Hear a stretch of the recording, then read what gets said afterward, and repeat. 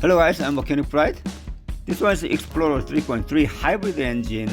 Today I'm going to show how to replace the serpentine belt.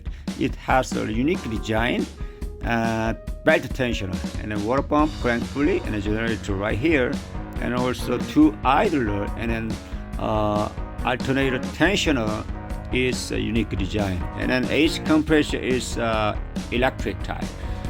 This one is a unique belt tensioner. It's a double tension type. At the bottom pulley is pushed up, and the top side pushed down. It's all the time tension to the belt.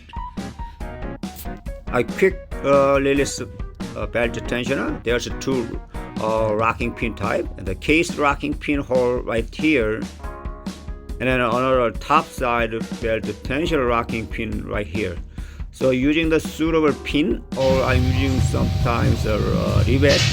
And then I'm working on this one, so I remove engine belt, and then I try to first 15mm attach the socket to the tensioner, and up and down, even lift up and goes down. I cannot remove the belt because it's still tension on it.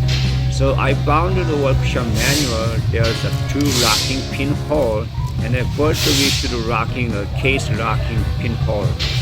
You guys attach the 15mm socket and up and down tensioner, and then align that you can see the locking pin hole right here, and then align the locking pin and then attach the suitable pin using the rivet. So I rock the case rocking pin is now. You can see that rocking case rocking pin hole through the case or backing plate rocking hole, aligned and locking. And then using the this tension of 15mm tensioner up and down.